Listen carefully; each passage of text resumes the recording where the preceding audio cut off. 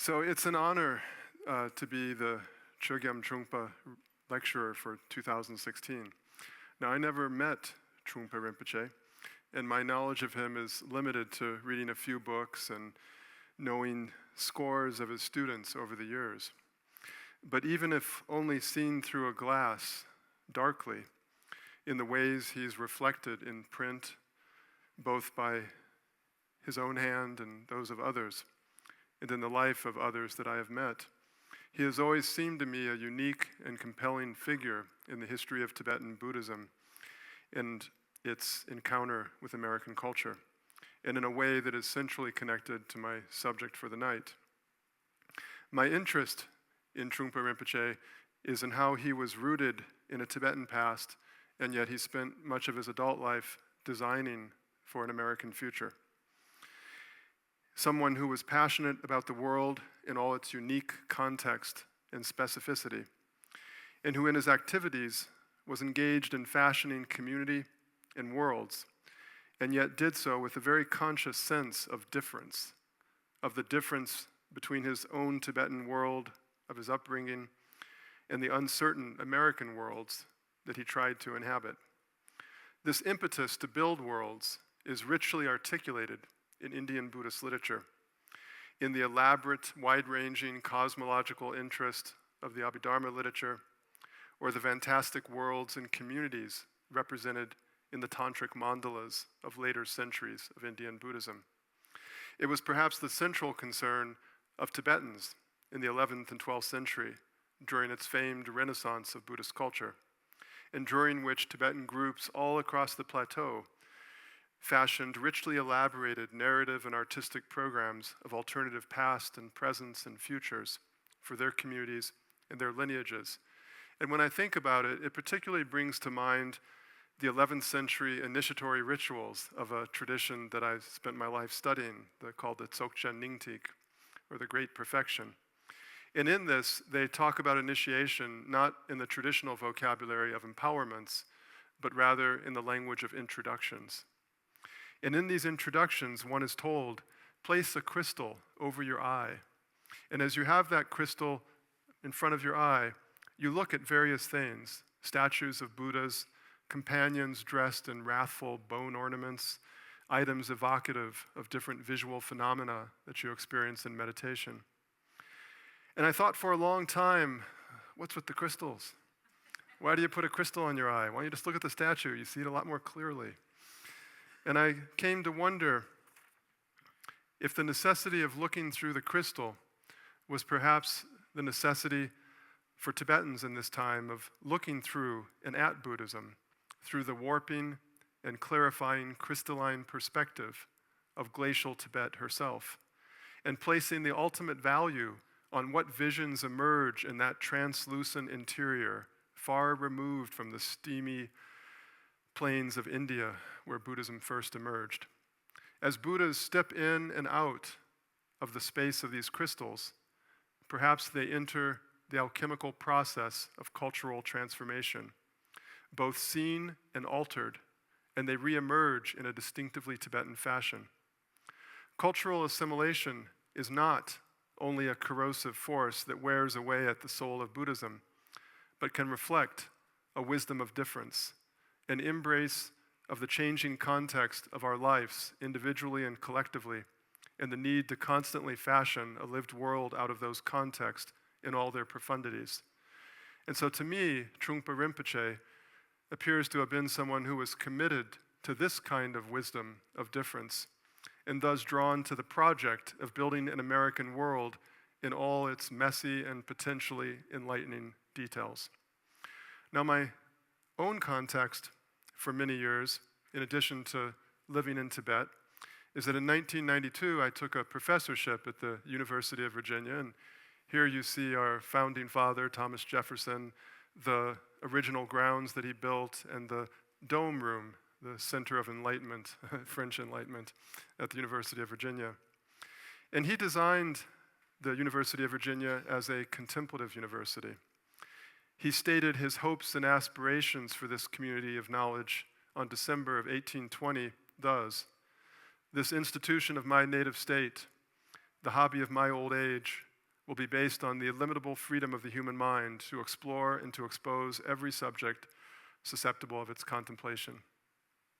And almost 2 centuries later, after that moment, and after 2 decades of myself living in Virginia and Tibet, in 2012, because of the generosity of a donor, we founded a wide-ranging initiative on the so-called contemplative sciences, which I've directed from its start, and which has quickly expanded to range over engineering, to medicine, to business, to humanities, to nursing, to architecture, and has launched ambitious initiatives in new forms of classroom learning, innovation in residential life, and major research programs in K-12 education, higher education, and participatory medical care.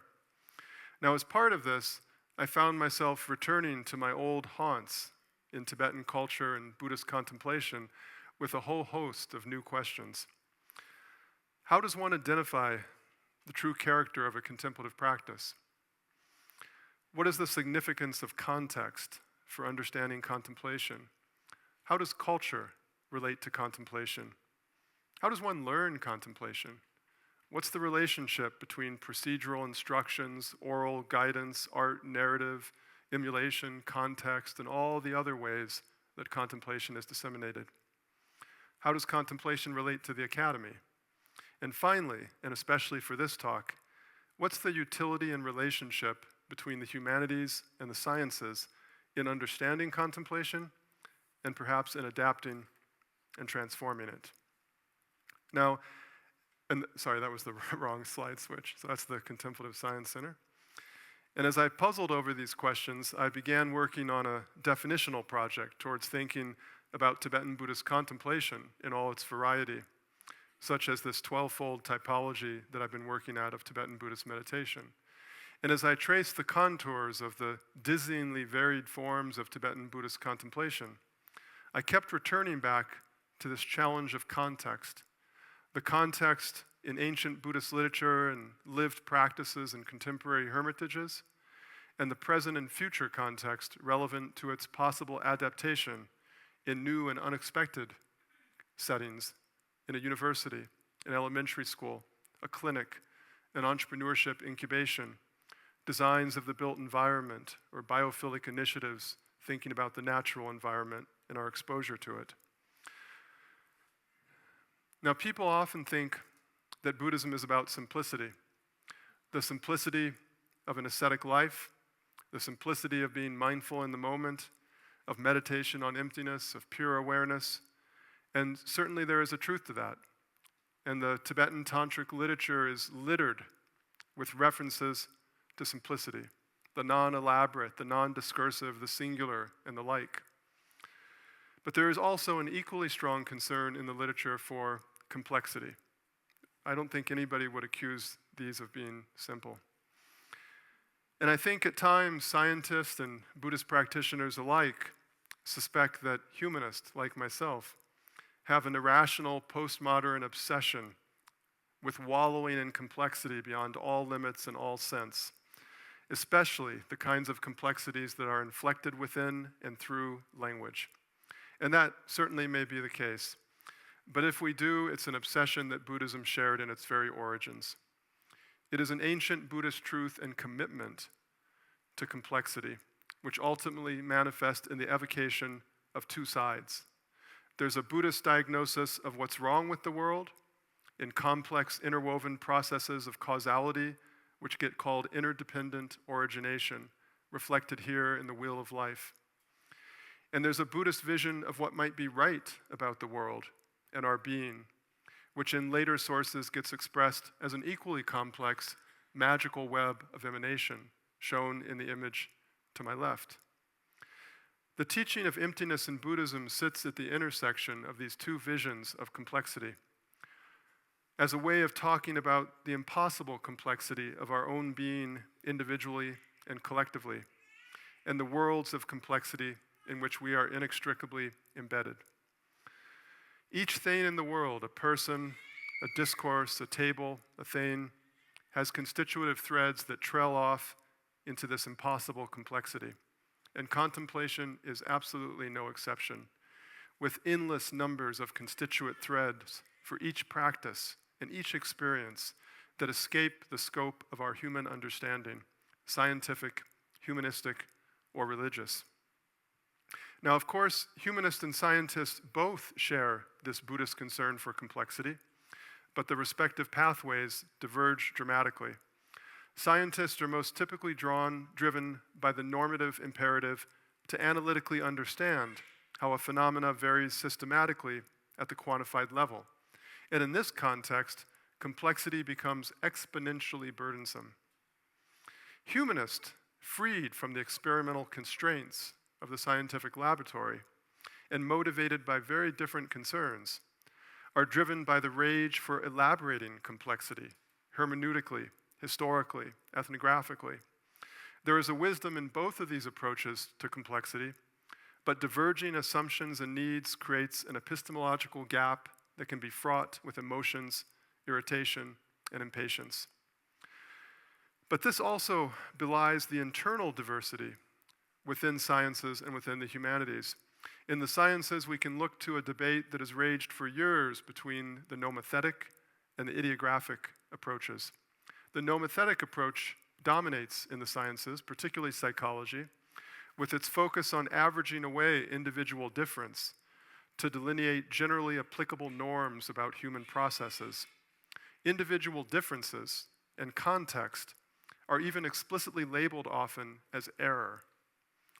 Just so much chaotic noise from which we seek to extract our signal. And yet there are scientists and experiments that instead take an ideographic approach that sees variation, individual difference, context as being the alchemical stone that will yield insight into human processes and practices. In Buddhist terms, we might characterize these as the wisdom of sameness and the wisdom of difference, such that the ideal is an impossible union of the two, which seems to always retreat from view on the personal horizons of limited time, tolerance, and imagination. I would suggest that the nomothetic has partial resonance with the model of interdependent origination in its desire to mitigate the impact of complexity on the experimental process, while the ideographic relates in part to the model of the magical web of emanations in its willingness to celebrate the complexity in its own right. Now, as I consider the nature of these often abyssal distances between the sciences and the humanities in looking at contemplation, and the question of what common grounds there might be, I gravitate again to this question of context. Practitioners, secular adapters, scientists, and some humanists often seem to share a dismissive attitude towards culture and context when it comes to the religiously charged question of contemplation, assuming that meditative experience is largely or primarily about the procedural instructions, whether we read them in a book or hear them from someone's speech, and extraordinary individual states, so extraordinary that we might identify and extract a specific practice from all of its cultural context and expect it comes out clean. And that reminds me of a traditional Tibetan proverb about death. Butter figures prominently in traditional Tibetan nomadic culture, but it's not the type we find in the Boulder grocery stores. Tibetan butter was prepared and kept in animal skin bags, so there were strands of coarse yak hair that wound through them as a consequence. And so you always find yourself pulling these yak hairs out of your butter, because who wants to eat your butter with yak hairs? And the yak hair pulls out really nicely, very clean. And so the Tibetan proverb says that at death, whether we like it or not, we are alone, extracted from the complex context of our lives like a yak hair pulled out of butter. And likewise, people, modernist Buddhist, scientists, people looking to adapt a Buddhist practice for secular ends, reform-minded Tibetan teachers themselves, want to pull these meditative practices out from all the messy and often poorly understood lived context, like so many yak hairs out of nomadic butter. You wondered where I was going with that. Unfortunately, it just isn't that simple, because all those messy contexts potentially participate in as yet poorly understood ways and degrees in the constitution of the fundamental significance and dynamics of the practices in question. These practices, historically, were bundled in complex ways with each other, with thought systems and different bodies of knowledge, with social and institutional patterns, with images and rhetoric, while also inextricably constituted in their full dimensionality by these astonishingly interdependent threads of everything: perceptual practices in Tibet, the human understandings of the human body, linguistic grammar, and just about anything else that you might imagine. Now, we can tease those threads out, but the process is endless. And when we unbundle these practices for study or for application, obviously, we also change them, again, in ways we scarcely understand. There is a common tendency among scientists, philosophers, and contemplatives alike to often be dismissive of these issues, dismissing cultural context as so much cultural baggage, which I once heard from a very famous contemplative scientist. And I had the thought, well, I must be a well-paid bellhop then, because I've carried a lot of cultural baggage through the years, and somehow I thought it mattered. Ultimately, I would argue that what is at stake in these questions and in these dialogues and these differences of opinion is no less than the worlds in which we live. If we think first and foremost of contemplative practices as grounded in and grounding forms of life, and reflect on the individual and collective character of those forms of life, we will understand that these contexts are different strands of the worlds in which we are always already embedded and yet ultimately shape. Of course, we can make analytical and statistical claims about specific strands as being central or peripheral in their role in the causal chain based upon the object or subject of study. But these can be deeply influenced also by the values, experiences, and proclivities that we bring, whether termed bias or passion. But have we really so easily differentiated the kernel from the shell, the reality from the rhetoric, contemplation from its context? And so I've been pondering these questions of contemplation, context, and consilience between the sciences and the humanities the last few years, all against my own personal background of memories and scholarship and plans about worlds, Tibetan worlds, of profoundly religious commitments and increasingly secular realities, American worlds of secular needs and hopes, but with often barely hidden religious aspirations, and the many variants that lay in between. And so I began to look back at traditional literature on Tibetan contemplation to ask the question, what are these contexts that are cited in the procedural instructions and surrounding discussions, or in the narrative literature, or in ethnographic observation, or my own experience, the ones that are tacitly assumed and applicable on the lived ground but never spoken of in text or in speech? Why? Because everybody knows already. And while surely provisional and artificial, I came up with this working list of 12 such contexts. Some are classic moderators. They influence the dynamics of what we're looking at, while others seem to be classic mediators, and others we simply don't know whether they're constitutive of the primary dynamics of the meditation or simply influencing the strength of whatever impact we're observing. And so the full list is dependencies, conceptual systems, aesthetic factors, boundary conditions, the fact that the practices are tremendously variable across space and time and figure and setting, social settings, environmental factors, intention, motivation, expectation, emotional dimensions, physical embodied dimensions, individual difference, cultural beliefs, and temporal contexts. And much of this is spoken of explicitly in the meditative literature, and yet we pay so little attention to it in the research that we do. And so the question is, are these kind of contexts, or are they constituents? Are they mediators, which constitute the fundamental mechanism of the practice, or are they moderators that influence the strength of the associations? Are they center or periphery? Are they essential or incidental? Are they the active ingredient of the practice, or existentially inert? These are questions we do not know the answer to. And yet we typically start with so many assumptions, which conceptually tend to assume that whatever is outlined in the procedure that we received are the central mediators, usually cognitive processes, and everything else is incidental to the degree to which we even discuss them.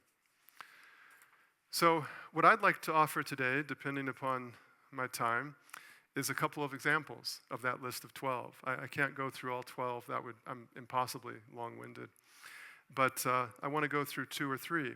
And I'm going to use a particular practice or a particular tradition from Tibetan Buddhism, one that in part because I know it really well, which is the Dzogchen or the Great Perfection, and in part because it would seem like a tradition that is perhaps particularly resistant to culture and to context because of its infamous language of pure awareness and the primacy of the mind and a rejection of conditionality.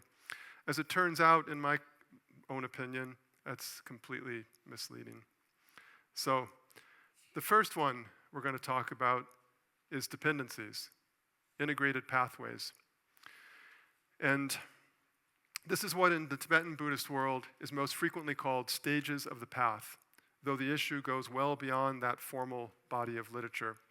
This concerns the relational identity of a practice to other practices, namely the fact that we might isolate out a given practice, but it's embedded within a complex set of relationships with other practices to constitute a path. Now, ubiquitous in Tibet, whether formally specified or tacitly assumed, these integrated path structures involve a dizzying array of ways in which various contemplative practices are combined with each other. Breathing techniques, physical yogas, prayer, ritual, pilgrimage, dietary practices, ethical norms, sexuality, medical treatments, emulation of death, parapersonal meditations. And these are combined to form both normative and highly individual sequences that can vary tremendously in context. And the literature is rife with lengthy presentations of such sequences of practices. Although without ethnographic or biographical attestation, we never quite know whether these were on-the-ground realities or literary fabrications that no one actually practiced in reality. Regardless of any particular case, however, we certainly know beyond doubt that individual contemplative practices in Tibet were constantly on the ground, integrated with each other in specific sequences, and the order and mix of the ingredients of those sequences were the subjects of intense debate and contestation. Now, given this reality, the tenability of readily defining what constitutes one individual practice is far from clear and as slippery as delineating a wave within an ocean. It's thus vital that if you're a researcher and you want to understand this, you have to understand the broader typology of practices in which a single practice is embedded, and the typical way in which that practice was preceded by, accompanied by, or followed by other practices in complex and sophisticated arrangements, technically called a path in traditional Buddhist nomenclature. Now, for example, there's a complex array of so-called preliminary practices, classified as ordinary or extraordinary in Tibetan Buddhism, which are usually insisted upon as a preparatory phase necessary to engage in other contemplative practices. And these involve a diverse array of contemplative practices or techniques, as well as a variety of subjects and orientations, guided reveries on the nature of human identity and agency, dramatic visualizations of confession and purification, prefatory prayers aimed at engendering compassion and empathy, relationship incubation rituals, and much more. How does the presence and absence of those practices impact upon the other practices that they precede? Does a deeply cultivated motivation to alleviate the suffering of others impact the meditations that follow it? What are the consequences, for example, of eliminating such ethical context and spiritual goals?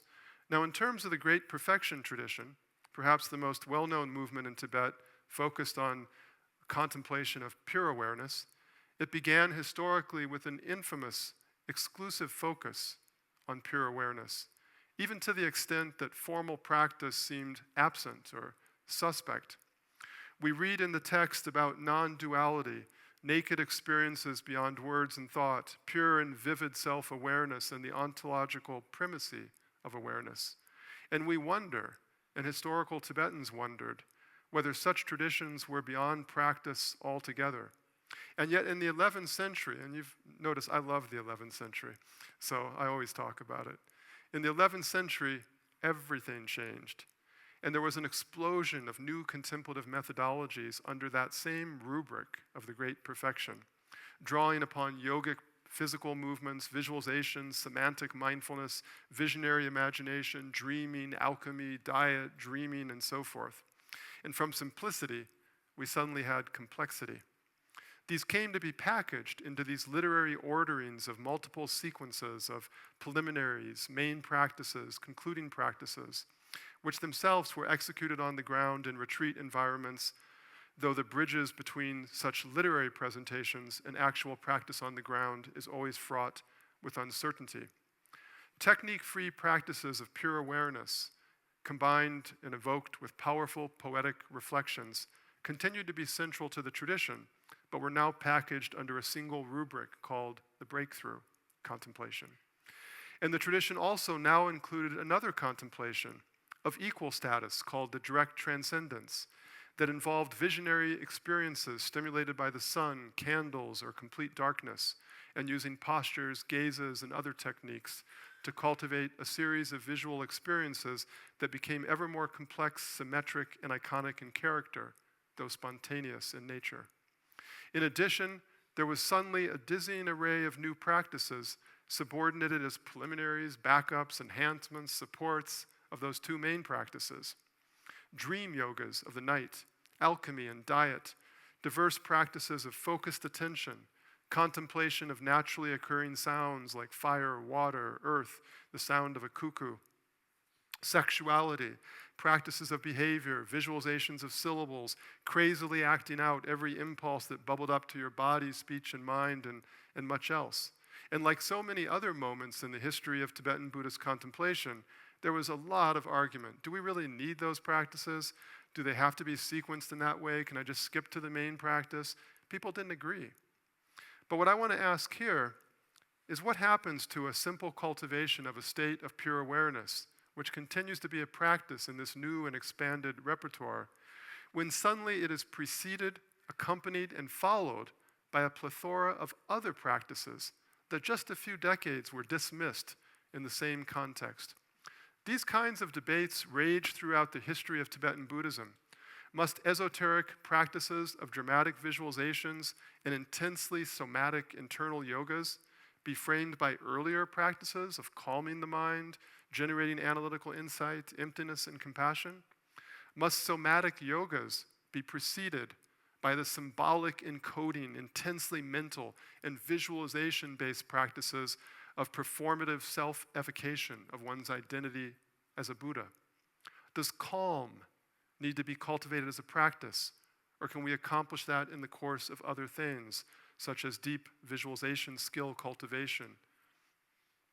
So a fuller consideration of context in this case would be to work together with humanists and practitioners and ethnographers to ensure that the full array of types of practices and their interrelationships are understood, as well as the various normative ways in which these practices are interwoven into programs, whether a short retreat schedule, a multi-year retreat program, or a lifetime of practice. We should then combine this understanding with first-person retreats, scientifically gathered data, neural or otherwise, to try to begin to understand the actual significance of the shifting constituent relationships that are bundled, unbundled, and rebundled that determine the identity of each one of these practices that never, ever existed in isolation. So that's one context. So you can see why you're not going to get 12 contexts. Second context, conceptual aesthetic factors. The second issue of context and contemplation is what is often dismissed as intellectual, mere aesthetics, mere metaphysics, namely how a practice is framed and embedded and disseminated and encountered with regards to conceptual and aesthetic context. This involves the way that a given contemplative practice is either determined or strongly influenced by the broader conceptual and aesthetic frameworks in which traditionally they were contextualized. You may have a seemingly identical process when you look at the procedures, and yet it can be extremely different in relationship to the aesthetics and the intellectual frameworks in which it's embedded. For example, you have a simple practice of concentrating the mind or focusing attention, and it might be prefaced by a strongly analytical set of deliberations, or by reciting an aphoristic poem.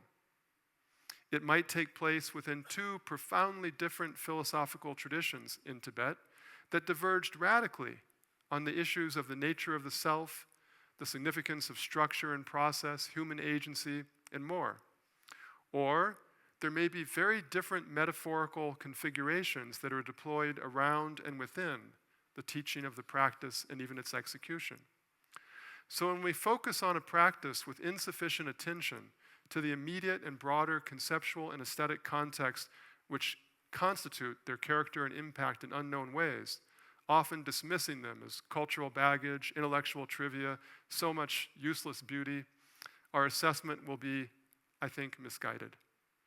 So to return back to my favorite tradition, the Great Perfection, and its original so-called pure practice, a version of what today is sometimes called open monitoring or open awareness meditation, is it really any different? This is a very heretical question for the tradition. Is it really any different than earlier Buddhist practices of shamatha and vipassana, calming the mind, cultivating insight in the mind, and so forth, or later Mahayana traditions of emptiness and compassion?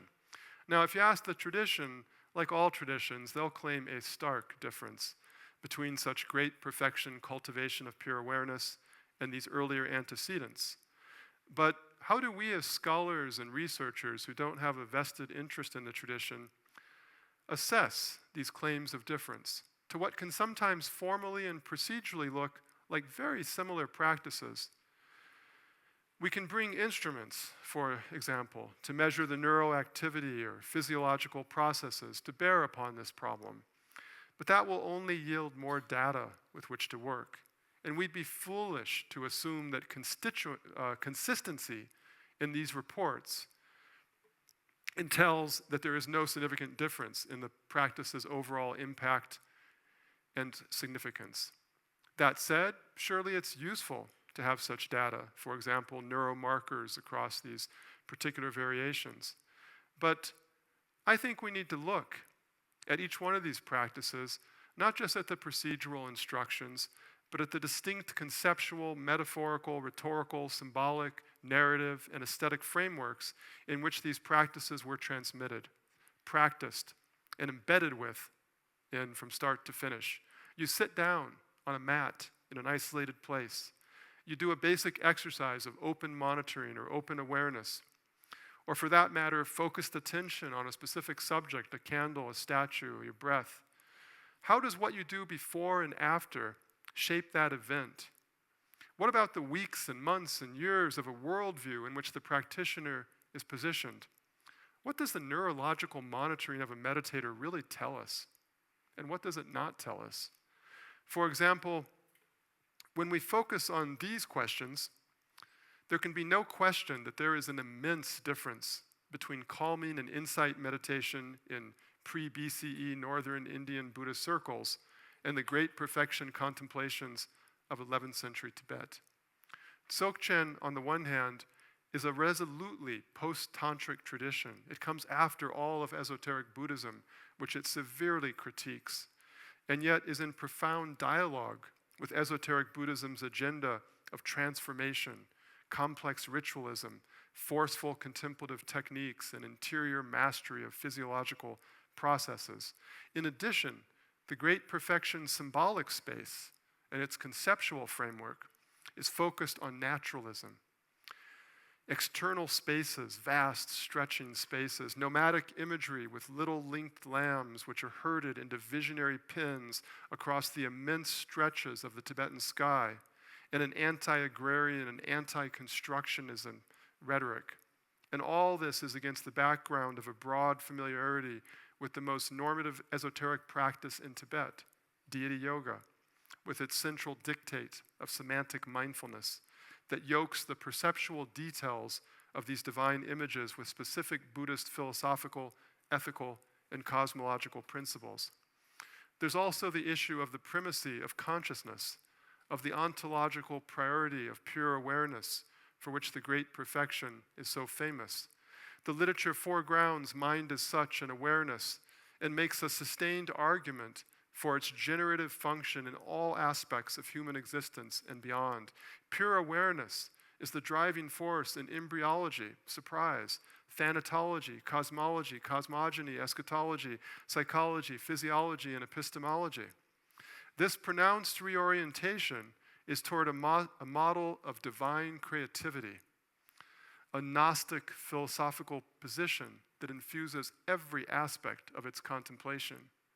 So you can't just look at the procedural instructions and think you've understood. So how are we to understand such language and such rhetoric and the realities it evokes and tries to articulate? The slightest exploration of the literature and the oral teachings should leave one with no doubt that it is far from self-evident what it means, that it has multiple meanings, and that the rhetoric of the tradition and the reality of our experience are inescapably bridged by the human science of interpretation and the human logic of aesthetics. So how do these shifting registers impact upon the actual practice, the experiences it engenders, and the personal and collective transformations that may issue from it? Do neurological indicators at all record these shifts? Skeptical. This is at least as true for tantric contemplation overall, which is inherently dramatic and theatrical in so much of its extent that extricating some naked experience from the practice is intrinsically problematic. Or if we turn to the more intimate experiences of somatic internal yogas, here we have the parapersonal space of our bodies imaged in wildly diverse ways: a hydraulic body, a photic body, a phonemic body, an aerodynamic body, a sexual body, a dying body, a grotesque body. How do these embodied images and metaphors and concepts and rhetoric impact upon the practice? And how does neuroscience help us assess those impacts? Interpretation and experience, hermeneutics and phenomenology are not as easy to extricate from each other as we might think. This applies whether we are looking at the practice in its own right, the grand imaginative performances of deity yoga, the nomadic visionary wanderings of the great perfection, or the rush and roar of internal pilgrimages in somatic yoga, or at what precedes and follows those contemplations and their experiences.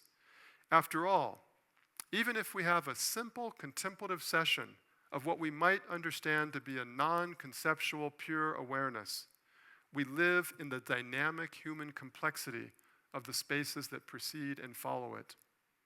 And the significance of those experiences surely is profoundly shaped by that complexity and that specificity.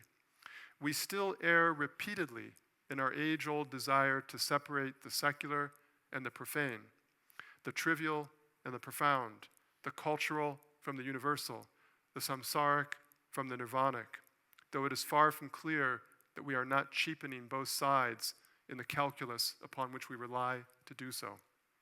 In addition, I would raise a warning flag at the embrace of the dichotomy of critical analysis and contemplation, a traditional and modern pairing, because I think much of this brings us face to face with aesthetics, analogical thought, the impact of a work of art, music, or performance upon us, the type of inquiry performed in a powerful poem. So we have to resist the instinct to separate experience from conceptual and aesthetic considerations and realize that only a full spectrum integrated approach is going to help us mature as a collective, trying to use modern methodologies, scientific, historical, phenomenological, hermeneutical, ethnographic, to better understand these practices and their import. Third context, third and final, don't worry. Social and environmental context. Social and environmental context points to the communal and institutional settings in which these practices were and are transmitted and conducted. This ranges over many variables. Is the practice done individually? Is it done in groups, small groups, large groups, one sex, both sexes, etc.? Is the practice done in public, in private, or in secluded areas? What about the environment of the practice? Altitude, proximity to water, nature, degree of light, surrounding vegetation? What about the structure and nature of the broader community and institutions in which you're doing the practice, in which are shaped and in turn shape these contemplative practices, and so many other variables in the social and environmental setting? When we take these practices out of context, contexts that are often prescribed in considerable detail in the traditional literature, and assess them independently of all those contexts, it is far from clear that we are even examining the same practices, thus throwing all of our conclusions into doubt. For example, perhaps a yogic practice is studied as individual practitioners do it, and yet traditionally it was always done in groups of 10. And specific and significant neurological shifts happen when people do such synchronized movements together, but do not happen when they're done individually. In addition, we often talk about the social context, for example, in terms of a sangha or a small group of practitioners, but really it goes well beyond a limited range of norms and values shaped and reinforced within those contexts. It ranges more broadly into the distinctively cultural worlds that are constituted at the macro and micro level by the communities in which we live. Ideas, sorry, too many words. By the communities in which we live. Ideas and practices and values that are temporal, spatial, emotional, cognitive, linguistic, somatic, ethical, and more. Now, I could give a lot of examples, but I'm going to limit them to two very personal reflections. And then, conclusion.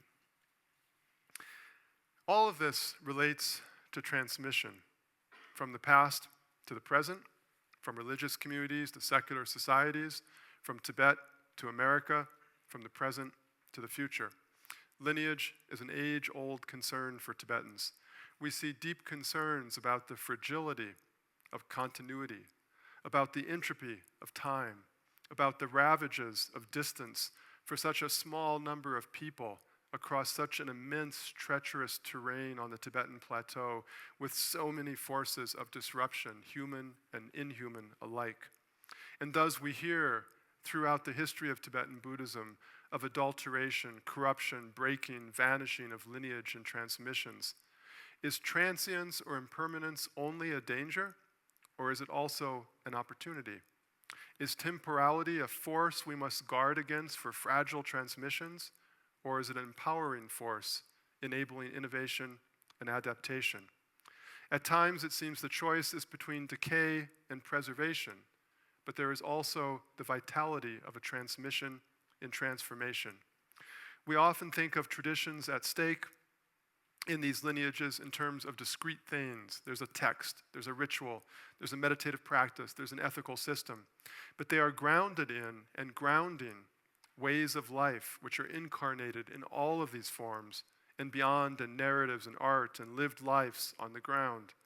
What if we think first and foremost of worlds as being what is transmitted? If our topic is really the problem of multiple worlds, this world, my world, your world, their world, in all their complexities and all their simplicities, then the question becomes, how do we translate a life? And how do we transmit a world?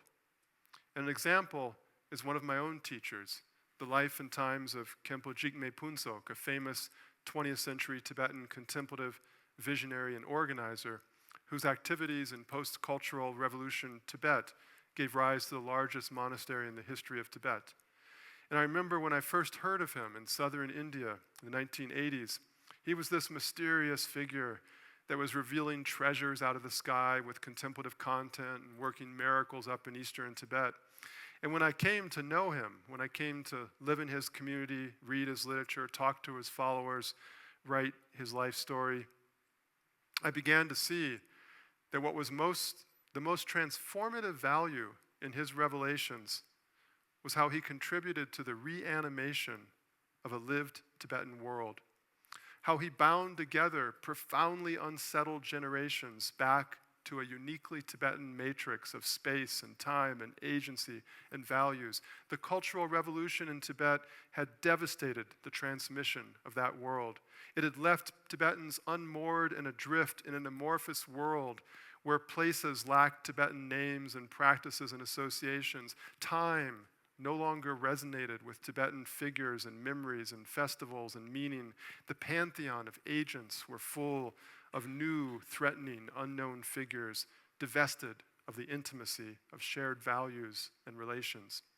And Khenpo Jigpun's visionary revelations and transmissions all across the plateau were keyed to specific times and places, as well as ancient narratives, and they functioned to reanimate the sacred landscape in these particular places, pilgrimage sites, the remembered past, future possibilities of agency, all with deeply Tibetan resonances. His new transmissions, contemplative, philosophical, narrative, were profoundly oriented not just to a personal ahistorical transformation, but to the collective renewal and rearticulation of this Tibetan world. That was the real miracle.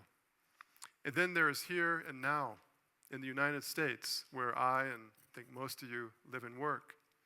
And as I've worked with others over the last couple of years on the secular adaptation or transformation of contemplative transmissions for use in elementary schools in Louisville, Kentucky, or entrepreneurship training in the business school, or patient care in the nursing school, or the undergraduate student experience, our attention is often absorbed by the technical details of how do you make a practice that's religious secular, and what's the consequences of divesting them from those religious aspects, and how do you alter them to suit these new contexts and the contextual needs and developmental realities of the people that you're trying to bring them to.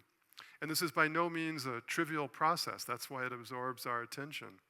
And it seems to me it's a clear possible good to bring practices of concentration and attention monitoring and empathy and performance visualization, somatic awareness, and so forth into a fourth grade classroom or the self-care of a terminally ill patient. And I would certainly not want to suggest that these practices are not often linked in these new transformations to a deep concern for broader values. And yet the more I work in those contexts, I find myself focused on the dramatic and deeply unconscious transformations that ensue as these practices are migrated from one world to another world and thoroughly transformed in the process in the constitutive context that ultimately are not incidental to their meaning and function. And so I went back and I go back to the original traditions, their text and the lived transmissions, to look more closely, what were those contexts? And to what degree were they constituting the impact that I valued? And this in turn has led me to an acute sense that beyond the transformative transmission of these practices into new settings, there is a more complex challenge, and that is of one of the worlds in which we live. Our worlds are badly broken, and their restoration in alignment with values of insight and care and well-being is a deeper and more complex challenge. And to address this, we need to love those worlds and those contexts and understand their complexity and cultivate the skills needed to engage them. But when we tell ourselves stories of quintessential techniques, essential experiences, unchanging transmissions, and the triviality of context, we go seriously astray. And I don't think we'll ever meet those challenges or realize those opportunities. So, conclusion. Oh, I wasn't moving my slides. Sorry about that. Conceptual and aesthetic context, social and environmental context. That's I think that's at Larungar, the monastery that my teacher founded. And over there is Thomas Jefferson's grounds when we had a big meditation on the historical lawn with Deepak Chopra and Ariana Huffington. So, now, Buddhism traditionally narrates the diversity of its contemplative systems in quite different ways. At times, it suggests that this diversity, the fact that we have so many kinds of meditative practices, is emblematic of the fact that people are diverse. And we have to adapt to their personalities and their proclivities. And otherwise, it's all, streams to the ocean.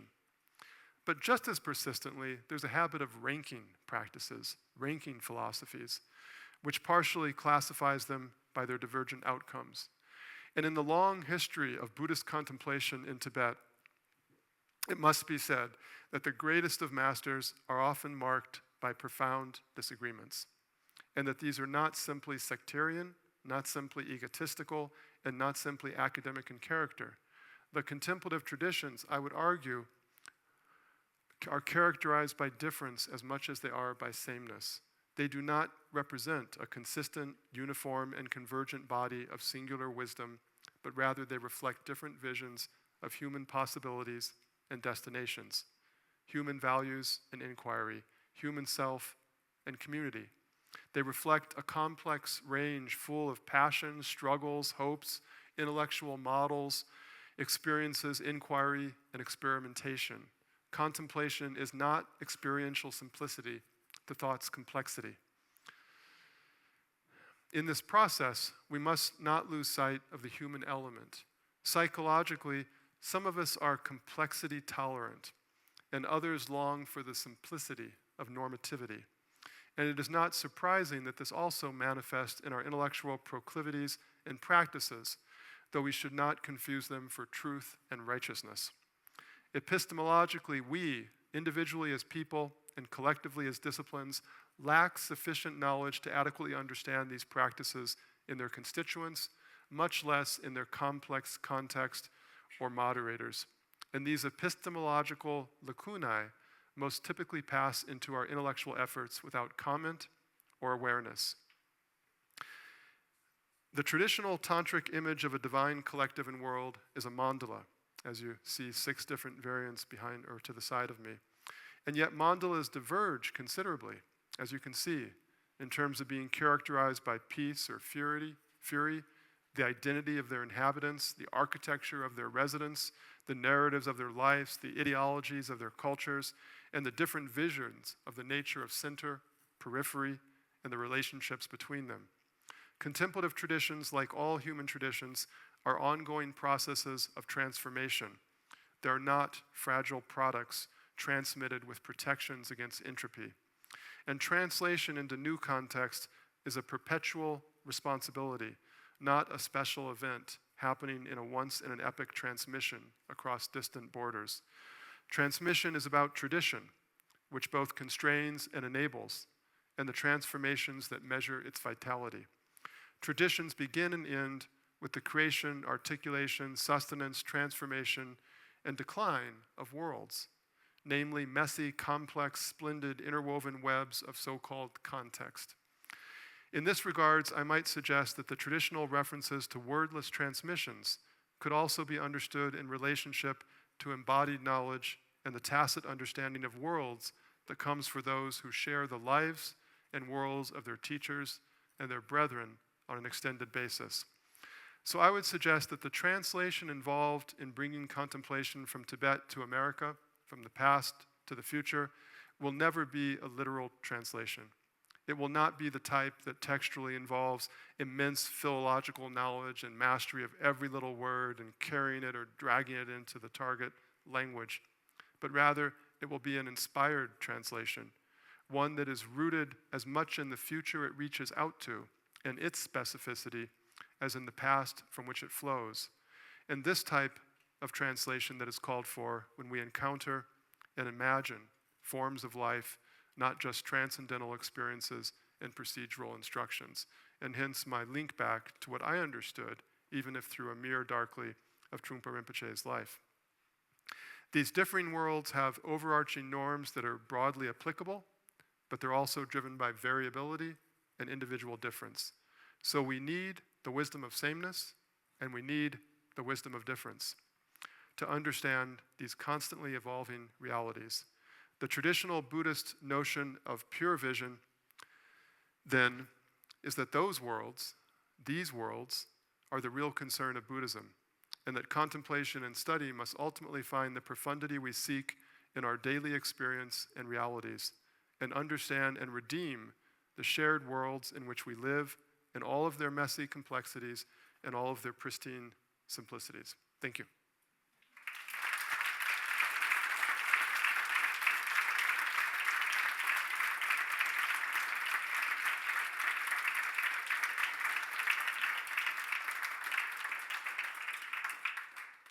That was actually timely.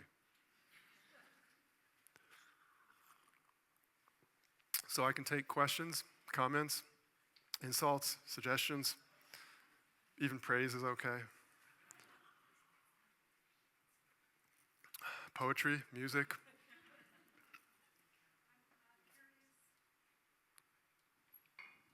I'm curious how this research and your presentation has affected your individual practice and insight into that.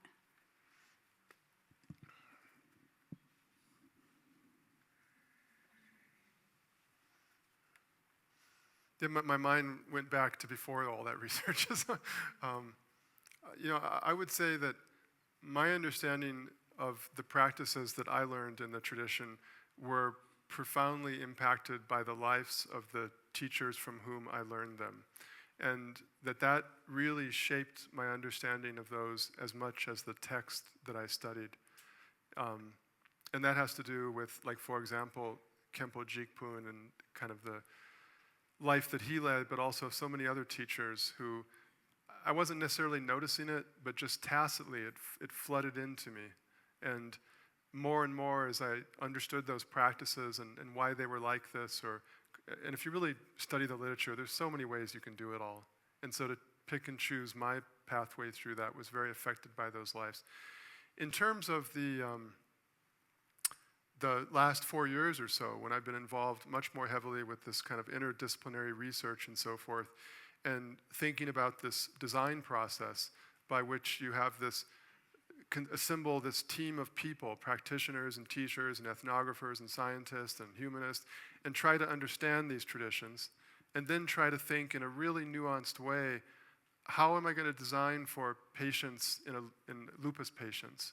Or how am I going to design something for the context of an elementary school or an undergraduates in a dorm and so on? That's like for other people's context. It's not for my context. And so I think the last 4 years I've thought a lot more about other people's context than my context.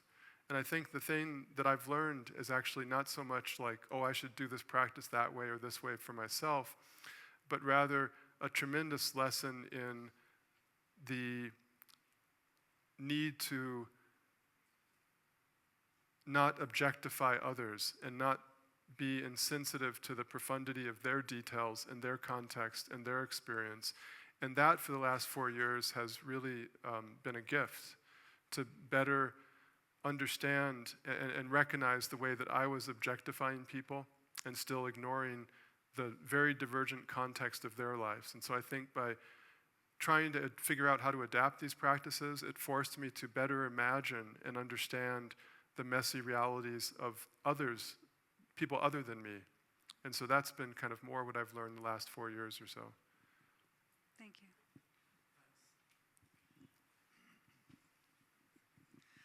Thanks for the talk.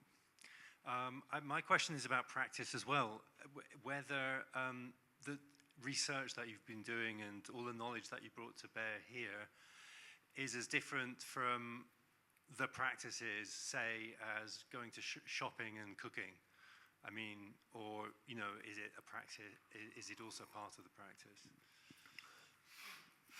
Okay, so you're asking about the difference between those practices and the kinds of practices you're engaged in throughout your day? No, sorry. No, sorry. Shopping and cooking was just a metaphor. I meant the intellectual work, which is very much to do with, your understanding about worlds and the context of transmission and all of what you've been presenting to us. Still, at the end of the day, you're talking about the practices where you might sit on a mat and meditate. And I'm asking you about I suppose an indissoluble division between the intellectual work and the practice, or are they actually? Oh, I see. Okay, sorry, I went with the cooking. Yeah, sorry. There was you. So I'm going to answer that, but I'm going to go back to your question for a moment because it made me think of Khenpo Tsultrim Lodra, who's this very, very famous Tibetan figure from Tibet, who's currently one of the heads of that monastery and a really brilliant and great figure in Tibetan Buddhism. And he's someone I've known for a long time.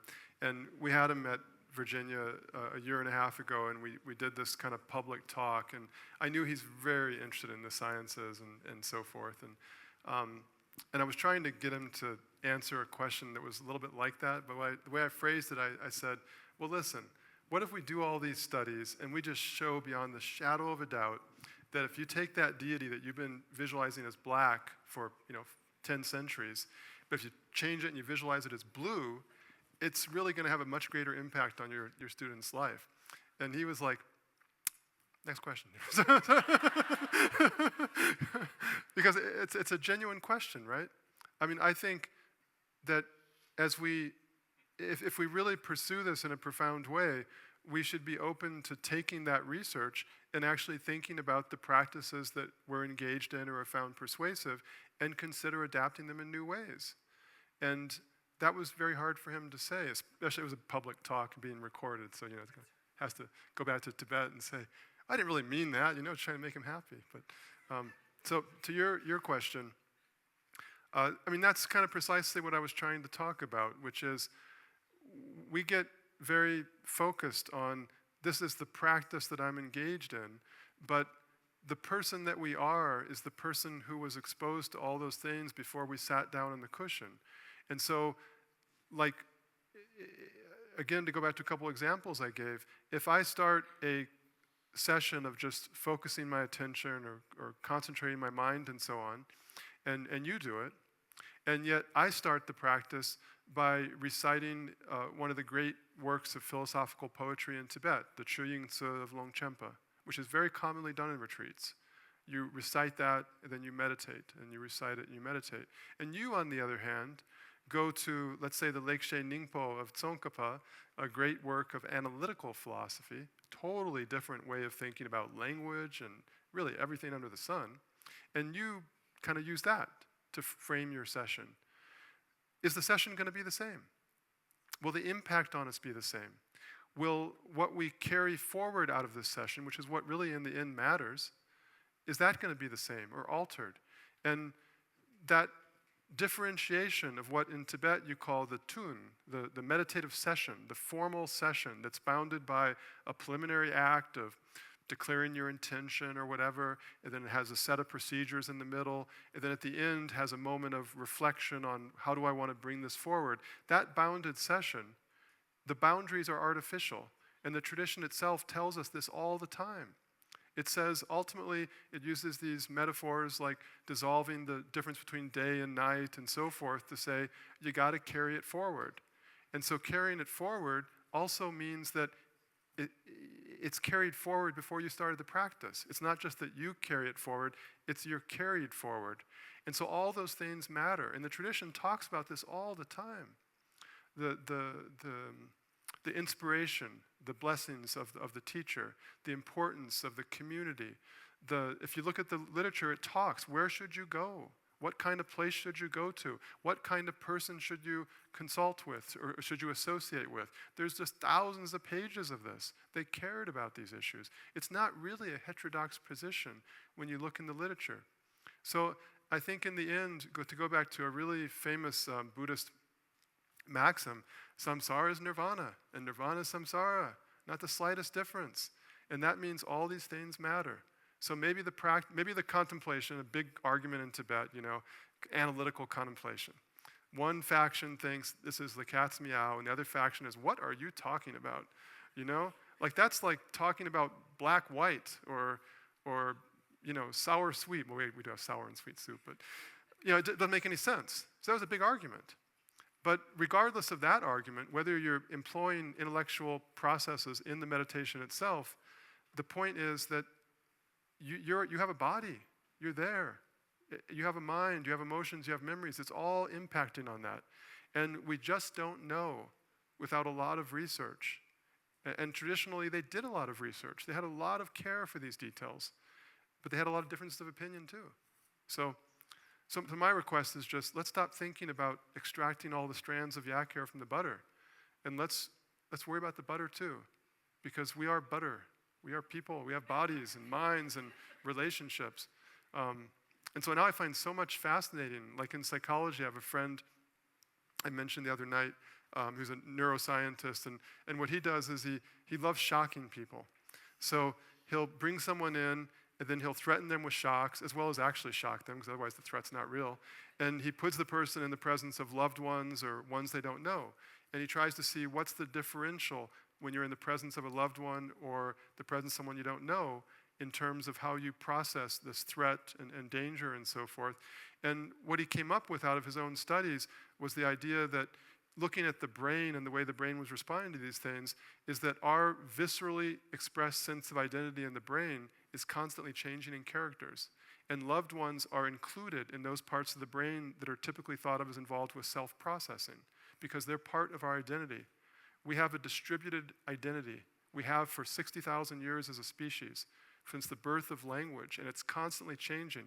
Others carry our memories and aspirations and identity for us, and we carry their identity for us. We are not separate.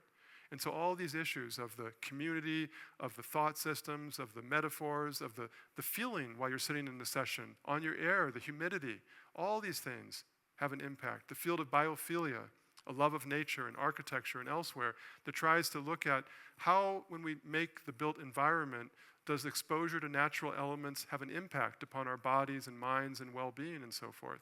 And study after study is showing, surprise, it does matter. Whether you're like, and think about it, you're in one of a building like, not a building like this, but this room, it's very monorhythmic in character, all the sensory input. You're outside, it's polyrhythmic. There's all sorts of input that's happening that's uncertain, that's unstable, that's spontaneous, and so forth. So anyways, that's just one example. There's so many other fields of research that are showing us how things have much more profound impact than we thought they were. So.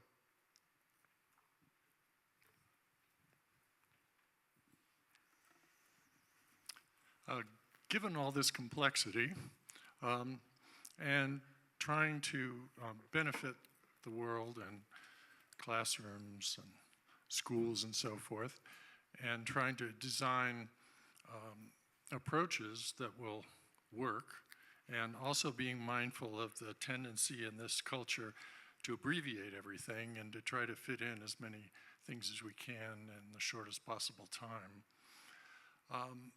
When, for example, you bring a set of well-thought-out practices into an elementary school in Louisville, for example, how do you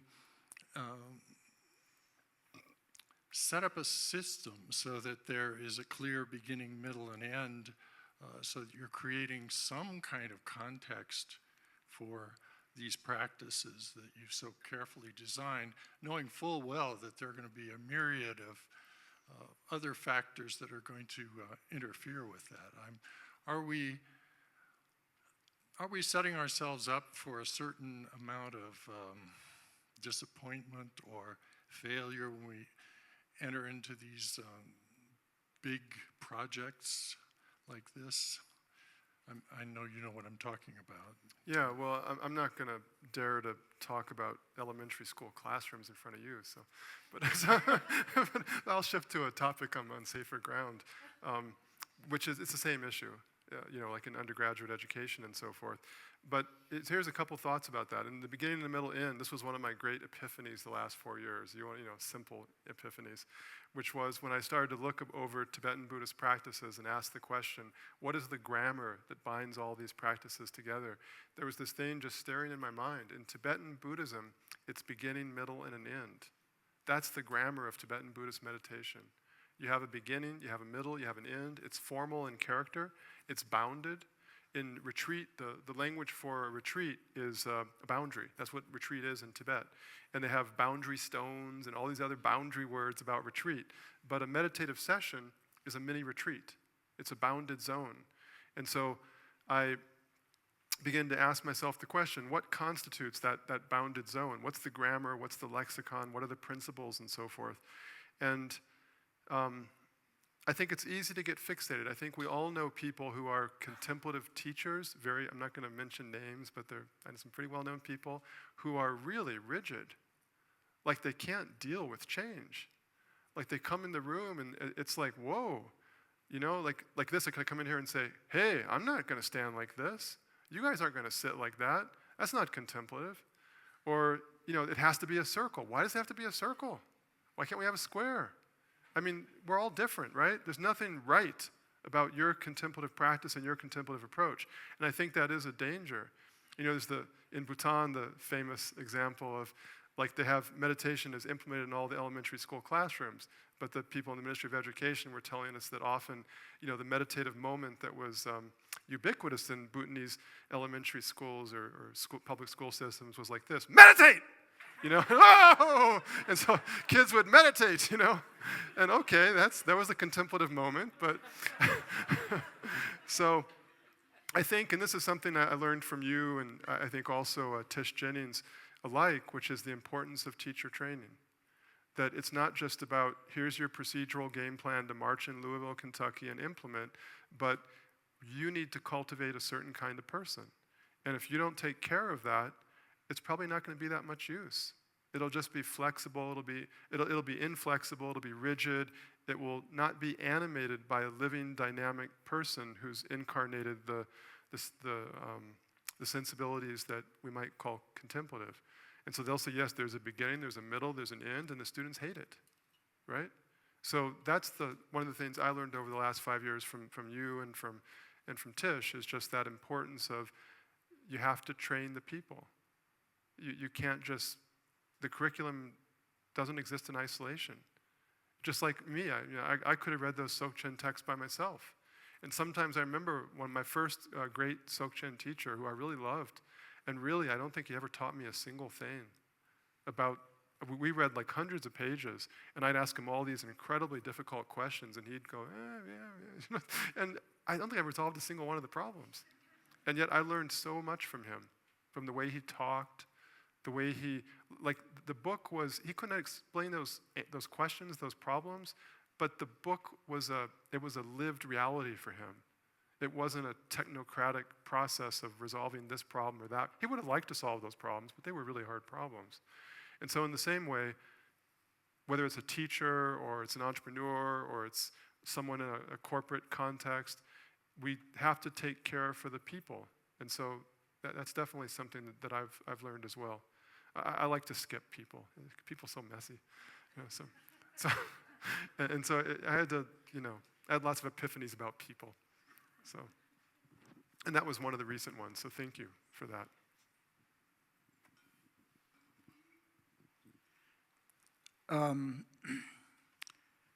One of the things that Chogyam Trungpa did that I imagine that you're aware of, many people here know of, is what he called what are called the Shambhala teachings.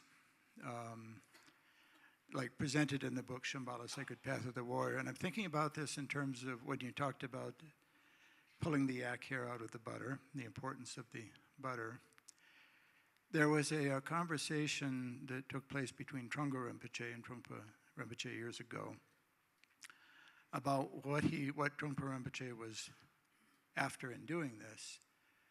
And then Trungpa Rinpoche spoke to some of us to sum up that conversation and said that there seemed to be two main things that they talked about. One was, in our world, how the land had been related to.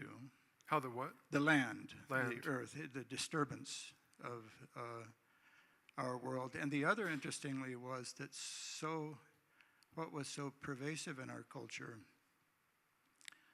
was homelessness, not in the sense that word is used of people down and out on the streets, but that people move about so much and don't know where they're from and where they are.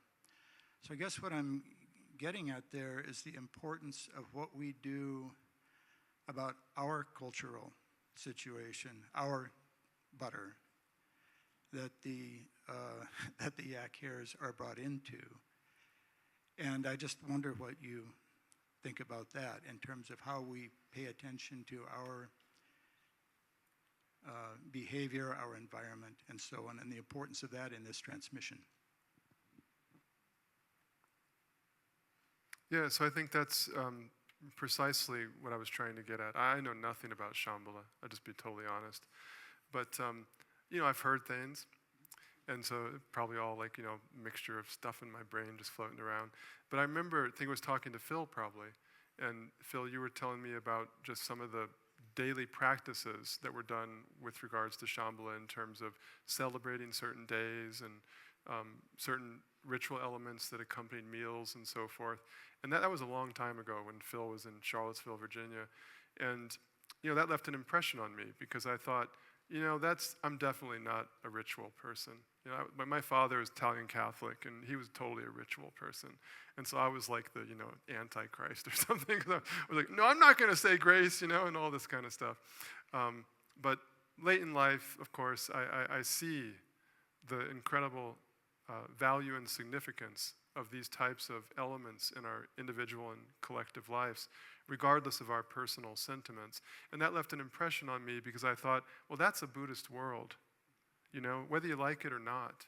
Like that was it's an attempt to articulate an alternative time and space and relationship to others and relationship to the food and so forth. Like that's a genuine attempt at building a Buddhist world in a way that so many other Buddhist movements I see in the US, they don't really seem that way.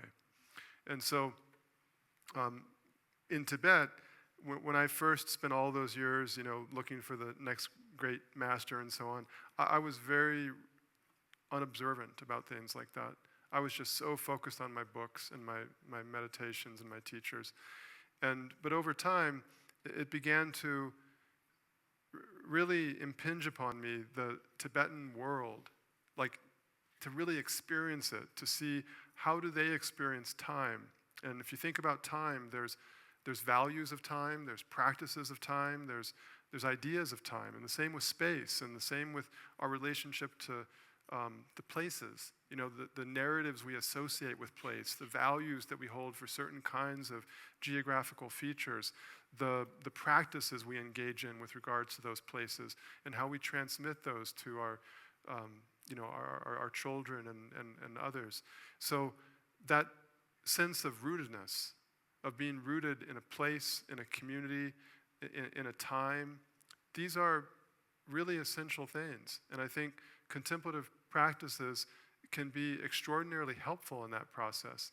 But if we bifurcate these and we think contemplation is only about the amorphous space, I fear that we arrive at the North American mall, a vacuous place, a place of nothingness, of no relationships and no rootedness. And we've misunderstood the lesson. We've thought of emptiness as something that only breaks the ties that bind, but doesn't enable new forms of commitment to take place. So that's very much kind of what my intuition has led me to imagine. Thank you. You?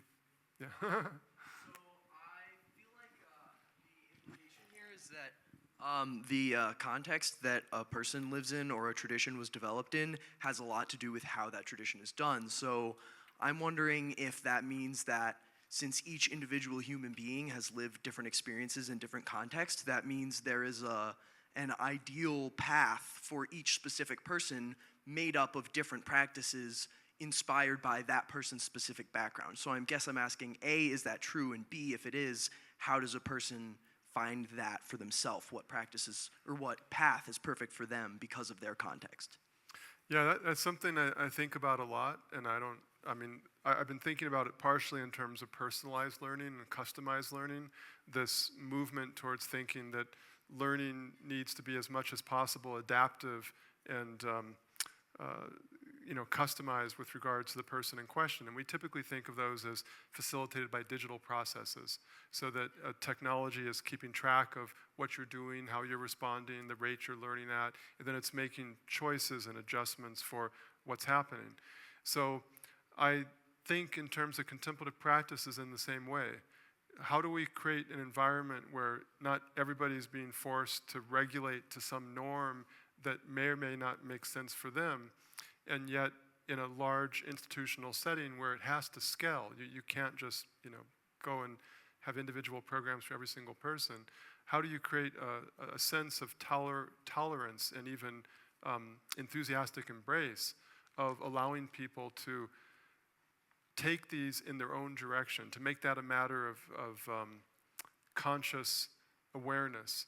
So there's been studies done that have shown that when you have a meditative instructor here and you've got like 50 people out there and they all hear the same thing, they're all in the same context, they go off and do the practice, that it turns out they do entirely different things.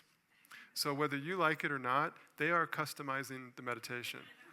But when we don't recognize that, when we fool ourselves as teachers to think, oh, they're all doing exactly what I asked them to do, this is really great.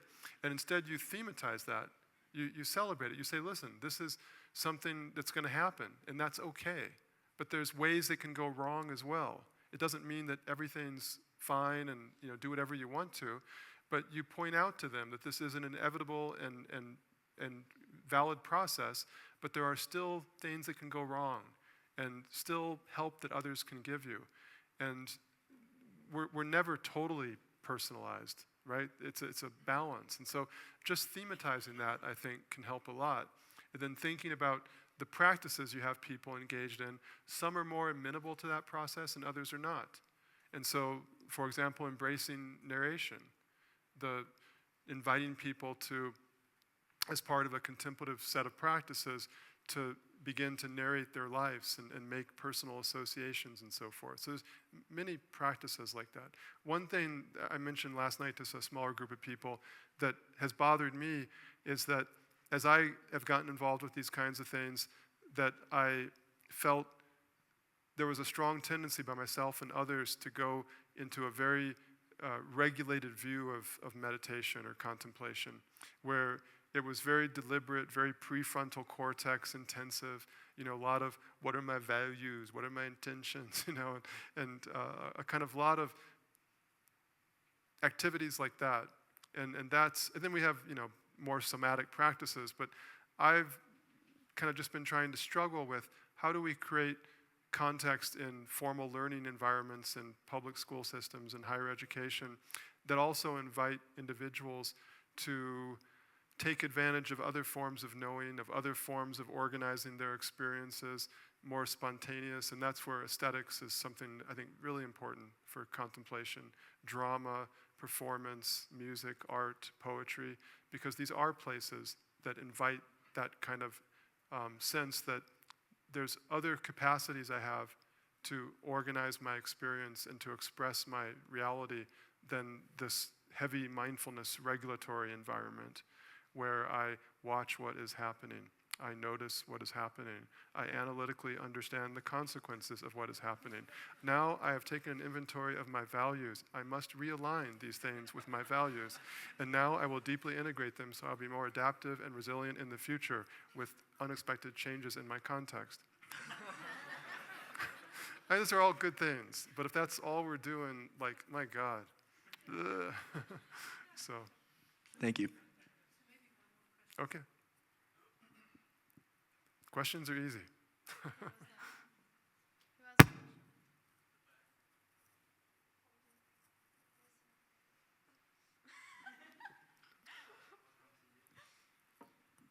First of all, thank you for your great talk. I'm an experimental psychologist and cognitive neuroscientist by training, so I might be too far on the simplicity side, or this question could be. And it speaks to, in some ways, what you were just talking about. As you know, mindfulness is focused largely on the cognitive functions of attention and awareness. And I'm wondering about the role of intention in terms of being a vehicle for some of these conceptual systems or context that maybe directly interfaces with attention and awareness. So I was wondering if you could talk about, your thoughts about intention in that way. Yeah. So when you look at that grammar of beginning, middle, and end, then usually the beginning part is explicitly a declaration of intention or a practice of trying to inculcate a certain kind of intention.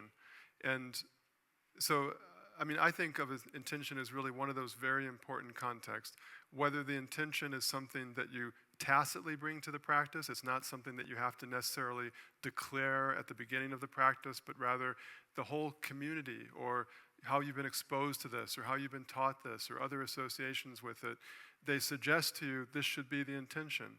And there are some really obvious ones, like, in traditional Buddhist practice, not all practices are intended to definitively transform yourself into a Buddha or an enlightened person. I mean, there's a whole category of practices that, for example, are called eradicating obstacles. And the intention of that practice is, I want to eradicate my obstacle. My damn knee hurts, or I'm getting some problem here, or there's some cognitive problem with distraction, or there are enhancing practices. So there are whole Bokdun and Geksel and so forth. So there are whole groups of practices that are grouped by intention. They're grouped by what your intention is. And those intentions that you bring to the practices, I think, most likely have quite an influence on what impact they actually have. And then in addition, many of the practices have a declarative moment where you actually declare your intention.